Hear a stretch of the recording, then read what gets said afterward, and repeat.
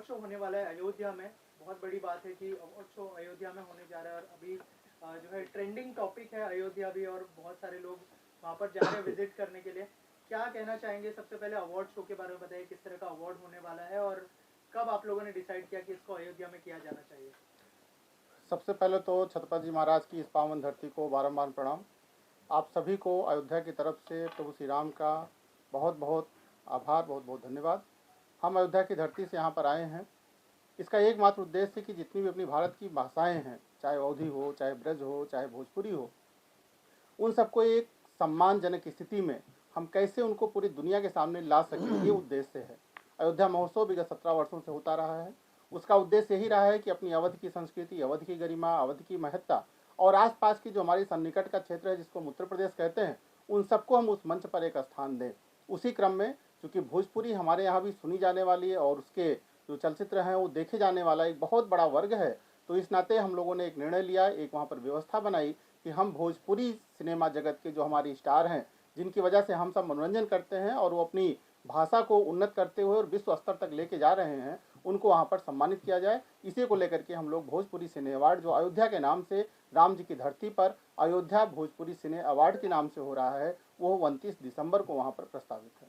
Sir, कई सारे दिग्गज यहाँ पर जुड़े हैं। कुणाल सर को हम देख रहे हैं, और कौन से दिग्गज इस अवार्ड शो के साथ जुड़ने वाले हैं? और जैसे आपने कहा कि 29 को होने वाला है, तो यहाँ के जो कलाकार हैं उनको भी वहाँ पे बुलाया जाएगा या फिर कैसा प्लान है? अगर इस बारे में देखिए, 29 दिसंबर को जो हम लोग भोजपुरी सिने अवार्ड कर रहे हैं, इसमें जितने भी 2024 में फिल्में रिलीज हुई हैं भोजपुरी में, चाहे वो चैनल पर रिलीज हुई हों, चाहे वो किसी OTT प्लेटफॉर्म पर रिलीज हुई हों या किसी सिनेमाघर में रिलीज हुई हों, उन सभी को उसमें सम्मिलित किया गया है। सभी नॉमिनेशन में हैं, उसके फार्म हैं, वो लोग नॉमिनेशन कर रहे हैं। हम सभी को आमंत्रित करते हैं को अपनी फिल्मों को अधिक से अधिक नॉमिनेट करें, जिससे हमारी जूरी ये सिलेक्ट करे किसको हम बेस्ट हीरो का अवार्ड, किसको हम बेस्ट फिल्म का अवार्ड या बाकी जितने भी उसमें अवार्ड जानने हैं उनका चयन हमारी जूरी करेगी। और सभी को हम आमंत्रित करने के लिए ही इस धरती पर, बम्बई की धरती पर, जो माया नगरी कह सकते हैं या भोजपुरी जगत का एक बड़ा हब बन चुका है, उनको हम सभी लोग यहाँ पर उनको आमंत्रित करने के लिए ही आज यहाँ पर हैं। हमारे कुणाल सर हैं, हमारे जो राजकरण तिवारी जी हैं, जो राष्ट्रीय अध्यक्ष हैं संयुक्त व्यापार मंडल के, सभी लोग मिल करके हम आपको आमंत्रित करने के लिए भोजपुरी सिनेमा जगत को आए हैं कि आइए अयोध्या में राम जी का आशीर्वाद लीजिए और हम आपको वहाँ पर उस मंच पर अवार्ड देंगे, सम्मानित करेंगे। आप सभी आमंत्रित हैं। सर, जूरी में कौन कौन शामिल है उसके बारे में भी कुछ बताइए। देखिए, जूरी के सदस्यों का ये एक वो टेक्निकल प्रश्न है कि हम उसके नामों को अभी आपके सम्मुख नहीं डिस्क्लोज कर सकते हैं। कारण क्या है कि अभी हमको पहले वो जिनको अवार्ड जाना है, पहले उसकी लिस्ट फाइनल हो जाती है, फिर हम जूरी के सदस्यों को भी मंच पर उनको सम्मानित करेंगे और आप स्वयं देखेंगे कि जूरी में हमारे कौन कौन से मेंबर रहे। चूँकि अगर अभी भी हम नाम उनके आपके सामने डिस्क्लोज करेंगे तो हमें लगता है ठीक नहीं होगा। कुणाल सर, क्या कुछ कहना चाहेंगे? एक बार फिर से इस अवार्ड शो से आप जुड़ रहे हैं। जी हाँ, देखिए, मैं तो धन्यवाद हरीश बाबू, जनार्दन बाबू का दूंगा कि भोजपुरी भाषा को सम्मान इन्होंने दिया है, दे रहे हैं। बहुत कम लोगों को ये बात मालूम होगी कि 1945 में महबूब खान साहब ने फिल्म बनाई थी तकदीर। उसमें 13 वर्ष की उम्र में अपनी नरगिस जी ने काम किया था, तो उनकी माता जी की जिद में, जद्दन बाई जी की जिद से उसमें एक भोजपुरी गाना पहली बार शामिल किया गया था। तो अगर भोजपुरी सिनेमा का इतिहास देखें तो कितना पुराना है, और ब्लैक एंड वाइट के ज़माने में भी भोजपुरी से अलग करके हिंदुस्तान के सिनेमा को सोचा नहीं जा सकता है। उस समय के गीतों में पवनवा, चरवा, कजरवा, न जाने ऐसे कितने शब्दों थे। उसके बाद धीरे धीरे एक छोटा मोटा किरदार, रामू काका, श्यामू काका।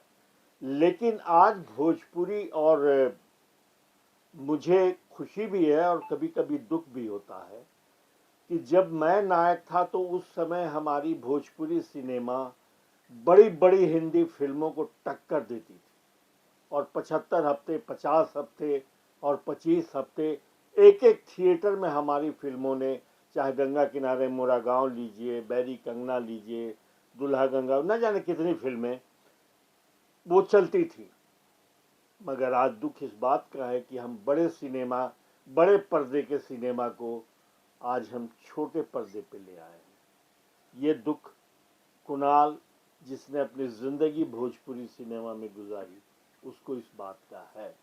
लेकिन गर्व है कि हरीश जी, जनार्दन जी ऐसे महानुभाव हम भोजपुरी कलाकारों को, भोजपुरी सिनेमा कर्मियों को सम्मानित करते हैं। मैं दिल से धन्यवाद देता हूँ। जनार्दन जी, आप क्या कहना चाहेंगे जब इस प्लानिंग के बारे में बताया गया आपको कि इस तरह का एक अवार्ड शो करना है, वो भी अयोध्या में, जैसे मैंने कहा बहुत बड़ी बात है, क्या कहना चाहेंगे? बहुत सारी तैयारियां लगेगी, बहुत सारे लोगों का सपोर्ट लगेगा वहाँ पर अवार्ड शो करने के लिए, क्या कहना चाहेंगे? पहले तो आप लोगों का इस मंच के माध्यम से धन्यवाद कि आप लोगों ने अपना अमूल्य समय हमें दिया, और मैं इस अवार्ड शो का संयोजक होने के नाते मुझे एक गंभीर जिम्मेदारी दी गई है अध्यक्ष जी द्वारा, और हमारे संरक्षक गण कुणाल सर या राजकिरण तिवारी सर, और हमारे एक संरक्षक इम्पा के जो अध्यक्ष हैं श्री अभय सिन्हा जी, जो नहीं है आज किसी पारिवारिक कार्यक्रम में व्यस्त हैं, वो भी हमारे संरक्षक हैं। इन लोगों ने हमें जिम्मेदारी दी है संयोजक की। संयोजक का काम जो है वो मैं आप लोगों के सहयोग और आशीर्वाद से निभाना चाहता हूं, और एकदम साफ साफ जो फिल्में हमारी सम्मिलित हो रही हैं, जिसमें एक बहुत बड़ी फिल्म अभी आई है, नॉमिनेशन हुआ है, सूर्यवंशम, उसके बाद रंग दे बसंती, फसल, और निरहुआ हिंदुस्तानी 4, और घूंघट में घोटाला 3, इस तरह करके दर्जनों फिल्मों का नॉमिनेशन हो चुका है जो अभी तक आ चुकी हैं, और सारे जो हमारे कलाकार हैं उनको हमारे अध्यक्ष जी द्वारा लेटर भी जा चुका है कि और जो लोग हैं वो अपनी फिल्में नामांकित करें। उसका समय है 1 जनवरी से 2024 से जो फिल्में रिलीज हुई हैं सिनेमा या OTT पर, और 25 दिसंबर 2024 तक जो फिल्में रिलीज हो जाएंगी उनको उसमें शामिल किया जाना है। ये हमारा है, और हमारी जूरी जो है जो निर्णय लेगी वो सर्वमान्य होगा। बबलू भैया, इससे पहले आपके यहाँ पर जब ये महोत्सव होता था, कई बार मैं आया हूँ कई बार, लेकिन इसका बैनर कुछ अलग होता था, एक मशहूर पत्रिका के नाम से ये अवार्ड शो का आयोजन होता था। क्या हुआ आप लोगों के बीच किसी तरह के मतभेद, किसी तरह का विवाद बवाल हो गया, ताकि इस बार पत्रिका का बैनर आप लोगों ने हटा लिया और अपना डेडिकेटेड अवार्ड शो शुरू कर दिया? ऐसा कुछ नहीं, कोई बवाल नहीं है, कोई मनभेद न है ना मतभेद है। 2022 में 2024 में जब भूमि पूजन हुआ, मतलब जन्मभूमि का उद्घाटन हुआ, हम लोगों के मन में तभी से विचार आ रहा था कि राम जी की थीम को लेकर हम लोग अवार्ड शो अब करें। इसलिए एक बताने के लिए अयोध्या जो भव्य रूप ले रही है, हमारे योगी आदित्यनाथ जी के द्वारा, हमारे प्रधानमंत्री जी के द्वारा उनके सपने साकार हो रहे हैं, तो उसका एक मॉडल भी हम लोग चेंज करना चाहते हैं। हमारे अध्यक्ष जी के द्वारा एक नई सोच गढ़ी गई है, अभी कुछ और नई सोच आपको बताएंगे भी, एक नई सोच लेके आए हैं। आप क्या उसमें सहयोग चाहते हैं कि उसमें हम लोग आगे बढ़ें, और कोई विवाद कोई नहीं है, बस अयोध्या थीम हम लोगों ने रखा, अयोध्या भोजपुरी सिने अवार्ड। जी सर, आप क्या कुछ बोलना चाहेंगे?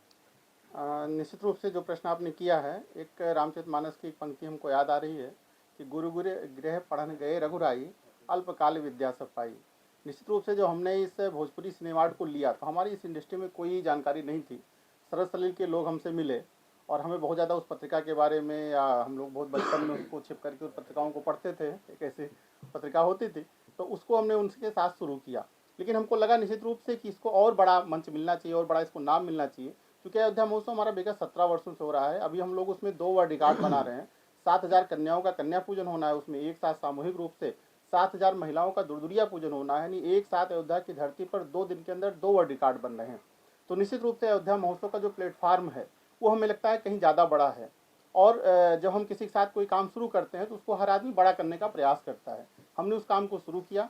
आज हमारे मन में इच्छा है कि हम उसको और बड़ा करें, उसको अपने प्लेटफार्म पर लेकर के आएँ, और इस नाते हमने उनके साथ बात किया और उनसे कहा कि भाई हम लोग अपना इसको करना चाह रहे हैं। उन्होंने उसकी सहमति दी, क्योंकि हमारे साथ उनके साथ कोई अनुबंध नहीं था हमारा। हम उनको एक मंच देते थे, उसकी व्यवस्थाएं हम लोग करते थे, और इस बार हम लोग उसको अयोध्या महोत्सव के मंच पर, क्योंकि पहले भी होता रहा है, तो इस बार अयोध्या महोत्सव जो हमारी समिति है, चूँकि गवर्नमेंट से भी उसको एफिलेटेड है, उत्तर प्रदेश टूरिज्म उसको फंडिंग भी करता है, तो ऐसी स्थिति में हम लोगों ने उसको अयोध्या महोत्सव न्यास के द्वारा ही अयोध्या भोजपुरी सिने अवार्ड के नाम से हम लोग कर रहे हैं, और उसको और अधिक बड़ा करने का प्रयास कर रहे हैं। क्योंकि कहीं ना कहीं जब कोई, जैसे आपने कहा जूरी में कौन कौन सदस्य हैं, जब पहले से लोगों को पता होता है कि फला लोग उसको अवार्ड देंगे, तो निश्चित रूप से आप जानते हैं उसमें कुछ पार्शलिटी होने की भी संभावनाएं बन जाती हैं। वो कुछ हमको ऐसा लग रहा था, तो हम लोगों ने उसकी व्यवस्था बनाई और एक जूरी बनाई उसकी, और वो निर्णय लेकर के भोजपुरी सिने, जैसे भी कुणाल सर ने कहा, तो निश्चित रूप से जो भोजपुरी हमारा जगत है, हम लोगों को इसमें कहने में कोई संकोच नहीं है कि हमारी मातृभाषा अवधी है।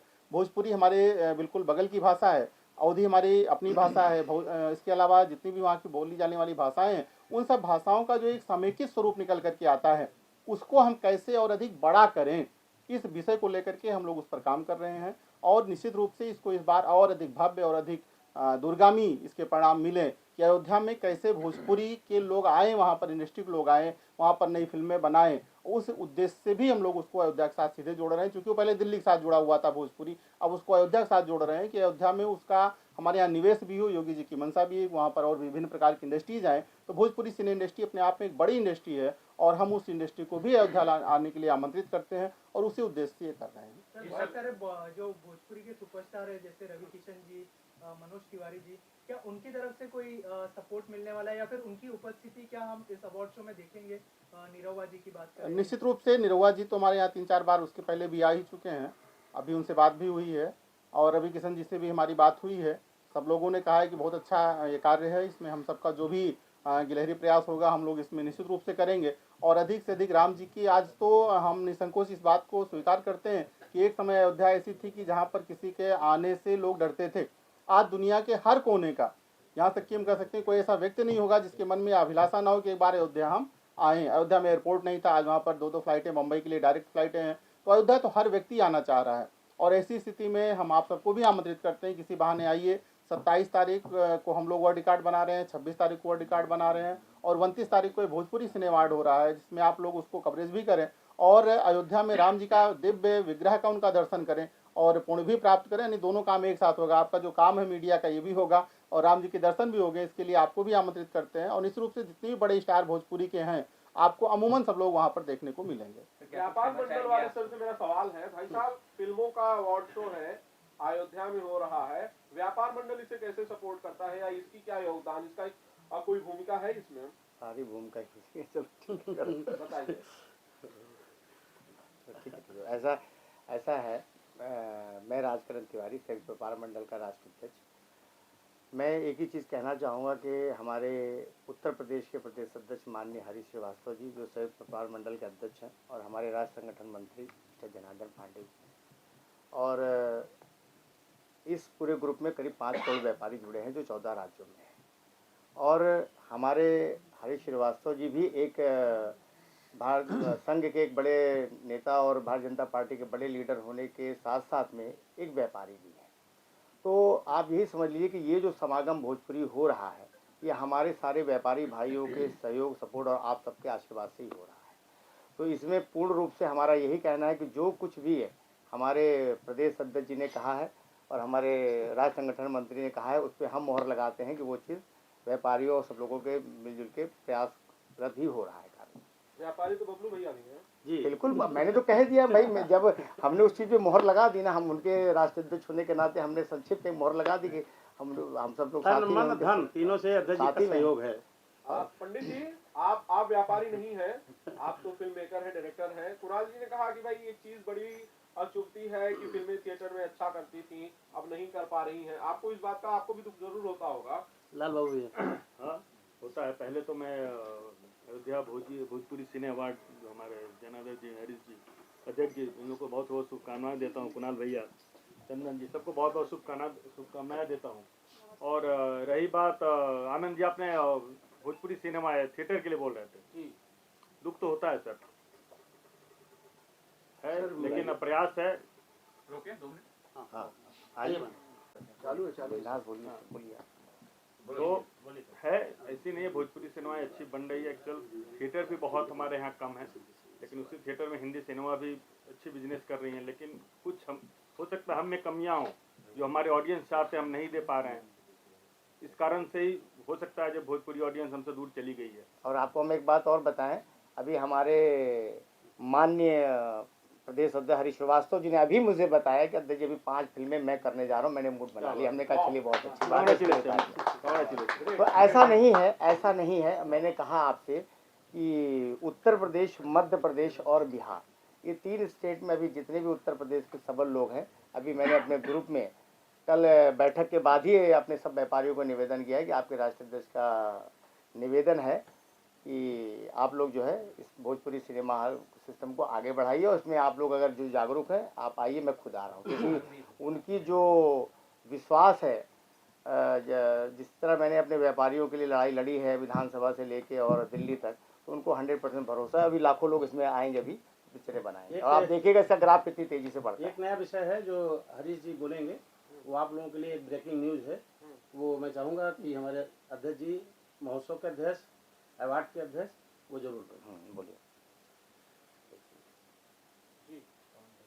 अयोध्या की पावन धरती से हम एक योजना के तहत आप सभी को एक अवगत कराना चाहते हैं कि अयोध्या महोत्सव, जो अयोध्या महोत्सव न्यास कराता है, पिछले 17 वर्षों से कार्यक्रम हो रहा है।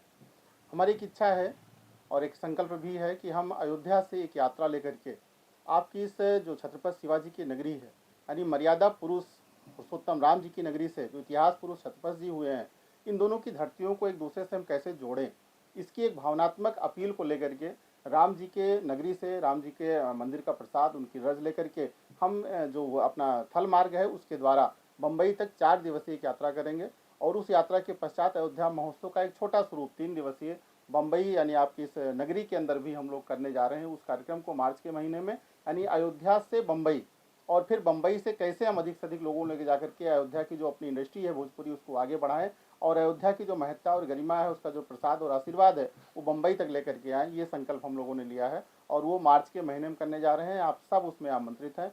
कैसे इसको और अधिक भव्य और अधिक अच्छा कर सकते हैं, इसके लिए हम अपने राष्ट्रीय अध्यक्ष जी को और आप सभी को निवेदन करते हैं कि इस योजना में हम सब जुड़ करके, क्योंकि आपका भी कार्यक्रम होगा, हमारा भी कार्यक्रम होगा, तो इसको हम लोग मिल करके कैसे कर सकें, ये अपील आप सब लोगों से करते हैं। ये निवेदन है कि इसको आप लोग जो है पूरी तरीके से इसको लिखिए और इसमें करीब मैं अपनी तरफ से मैंने सब लोगों, अपने व्यापारियों को निवेदन किया है कि करीब 1 लाख व्यापारी यहाँ पर हिंदुस्तान से उस दिन आएंगे, जिस दिन ये अपनी चरण पादुका और वहाँ की रज लेके यहाँ पर पैदल बाई कार होते हुए यहाँ पहुँचेंगे। मैं मुंबई में इनका स्वागत करूँगा और लाखों व्यापारी इनका स्वागत करेंगे हमारे साथ में। सुषमा मैम, अयोध्या में एक अवार्ड शो होने जा रहा है, क्या कुछ कहना चाहेंगे आप? देखिए, मैं सीनियर वाइस प्रेसिडेंट हूँ यहाँ पे इंपा से और हमारी बहुत शुभकामना रहेगी इनके साथ में, सहयोग रहेगा इनके साथ में। और भोजपुरी जो भी अवार्ड आप लोग अयोध्या भोजपुरी सिने अवार्ड कर रहे हैं, ये बहुत बड़ी चीज़ है, बहुत अच्छी चीज़ है। ये इसको जितना भी आप लोगों तक पहुंचा पाएंगे उतना ये ज़्यादा पॉपुलर होगा। दूसरा, आपसे मैं निवेदन करना चाह रही हूँ कि यहाँ पे इंपा से हमारे जो प्रेसिडेंट है अभय सिन्हा जी, और हम लोगों ने बहुत बड़ी कोशिश करके गवर्नमेंट ऑफ बिहार से सब्सिडी का ये कर दिया है। और अभी जो लगता है कि भोजपुरी इंडस्ट्री थोड़ी, तो हर इंडस्ट्री में थोड़ा कम ज़्यादा एक चलता रहता है, लेकिन अभी जो ये बिहार गवर्नमेंट से जो सब्सिडी का इंपा ने जो किया है, इंपा के प्रेसिडेंट और इंपा की कमेटी ने जो किया है, इससे बहुत बड़ा चेंजेस आने वाला है। और अभी हर जगह, हर ऑफिस में यही, मतलब हिंदी वाले तक यही कोशिश कर रहे हैं कि हम बिहार जाके शूटिंग करें, भोजपुरी पिक्चरों की शूटिंग करें। तो आने वाला वक्त भोजपुरी इंडस्ट्री के लिए बहुत ही अच्छा वक्त रहेगा और इंपा आपके साथ हमेशा है, आगे भी रहेगी। आपका जो भी सहयोग आप चाहते होंगे, हमारी इंपा के साथ हमेशा आपके साथ रहेंगी। सुषमा मैम, एक सवाल है मेरा आपसे। काफी दिनों से मैं इसे सोच रहा था। आपने कहा कि भाई हम लोगों ने कोशिशें की, बिहार गवर्नमेंट सब्सिडी के लिए तैयार हो गई है। इंपा जो बॉडी है प्रोड्यूसर्स की एसोसिएशन, ये सबका है अलग अलग भाषाओं के लिए। आप लोग अपने एंड से क्या कर रहे हैं to support Bhojpuri cinema, to support makers, to support directors? आप क्या कर रहे हैं? जैसे मान लीजिए एक डायरेक्टर जो कि हिंदी फिल्में बनाता है, उससे अगर उसके मेंबरशिप के चार्जेस 10,000 रुपए है, तो क्या भोजपुरी के लिए कोई डिस्काउंटेड रेट है? जी हाँ। क्या एक्टर्स के लिए कोई, मेकर्स के लिए कोई डिस्काउंटेड रेट है, या कोई ऐसी सुविधा जो इस इंडस्ट्री को सपोर्ट करने के लिए इंपा देता है? तो प्लीज बताइए। जी, आप तक शायद बातें नहीं पहुंची है। अभी जब से हमारी ये कमेटी आई है, जो मेंबरशिप हमारी नॉर्मल जो थी हिंदी इंडस्ट्री के लिए या कोई भी मेंबर के लिए, कुछ 11,000 के ऊपर थी।